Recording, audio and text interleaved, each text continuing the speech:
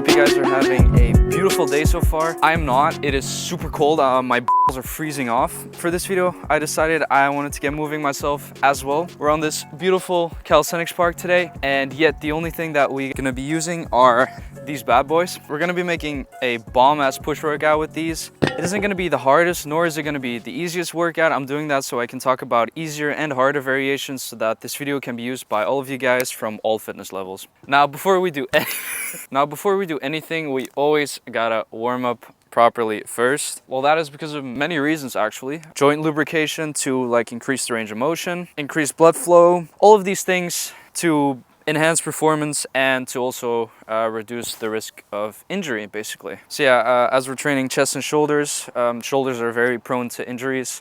If you've done calisthenics for a while, you've probably had one before in your rotator cuffs. Whilst I'm doing this actually, I can talk a bit about a unique advantage that parallettes offer that ground-based exercises don't.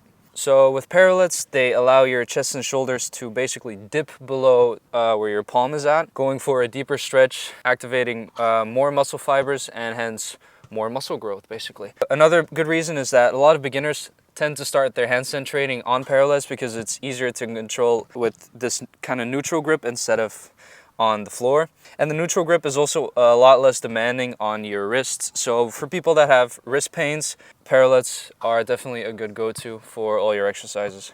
But yeah, speaking of handstand training, whilst we're still fresh, the first exercise is going to be handstand push-ups against the wall.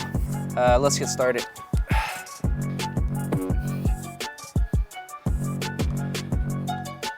If these happen to be too hard, what you can do is decrease the range of motion. If that's still too hard, then you first start with the negatives.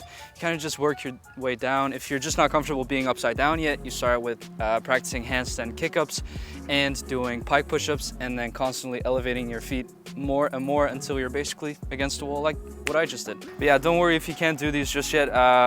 It's really hard exercise, but I put that in for a reason because handstand training is something that beginners should get onto as soon as possible because it really is a gateway exercise to so many more other skills and to build massive shoulders. But yeah, for the rest of the exercise, I promise that they are a lot more adaptable to your fitness level without having to change the exercise itself too much. So don't worry about that. Now, in between exercises, I like to rest for about 60 seconds.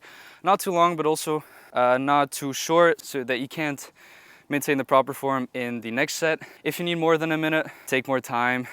Your gains won't go away if you rest 1 minute longer, but just for optimal reasons, try to keep it as short as possible to remain in that optimal training zone for hypertrophy. Now for the next exercise, we got deep pseudo push-ups. For the people that might know, this is basically a push-up, but instead of having your hands at shoulder level, you try to move them more to the waist level, which makes it significantly harder and puts a lot more stress on the shoulders as well.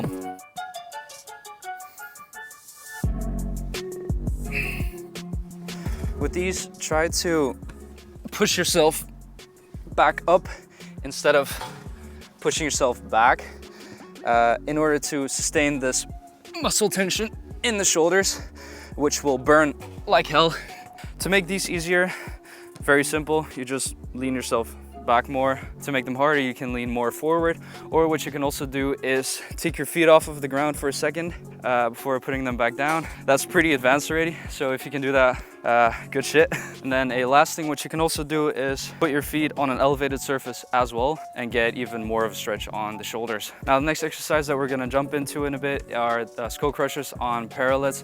I once did these on a very cold day without warming up properly first thing in the morning. I could not stretch or bend, as a matter of fact, my arm for the rest of the entire week. So yeah, that says a lot about how effective they are, and that also says a lot about not jumping straight into exercises. Now with these, you decide yourself on how deep you want to go because it is very straining on the wrists and the elbows as well.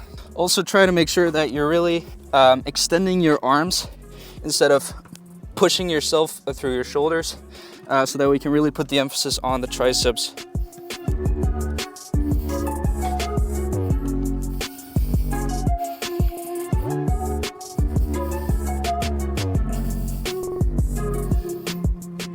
And if you want to go really crazy with them, you can even go for the closed grip variation. But yeah, form is a really important thing, even with exercises that seem on the easy side, because down the line you're gonna have exercise that you will be a lot more prone to injury with. Build good habits now so that you don't have to pay the price later, basically. All right, so we're getting kind of tired by now probably, so let's take it down a notch with these Pike position to push-ups and back. Yeah, not the greatest name, I know. There's probably a better one out there, so if you know it, drop it down in the comments.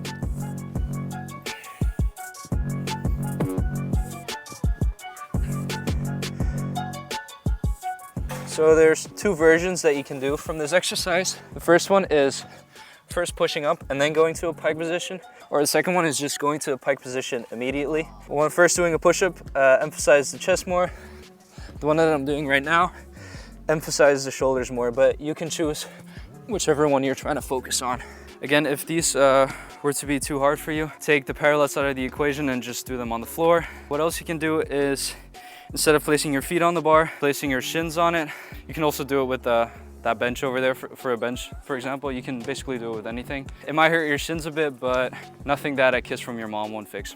And as a final tricep killer, what we're gonna do is elevated bench dips. You can either stretch your legs like I'm doing or bend them, depending on how much support that you want to use from your feet. A lot of people seem to think that this exercise is really easy to do and that they don't feel anything from it. And that is usually because they are using their feet too much without like consciously knowing that they're doing that. But once you get the hang of it, you'll start feeling the burn in your triceps like I am doing right now. Once again, if this is too hard, take one away, do it on the ground. If these elevated bench dips would be too easy, what you can also do is do them on one arm, but be careful for your shoulders if you try to do that. Or what you can also do is add a backpack with weights in it or just something heavy. But yeah, there you kind of have it. A very good push workout that needs minimal equipment. This was just one good workout, but I can do dozens of them. If you guys would like to see that, let me know in the comments. If you guys were to have any tips or have some workout variations of this, also drop it in the comments so that you guys can help each other out. If you guys like this video, leave a like, and if subscribe is always appreciated. And then I hope to see you guys in the next video. Goodbye.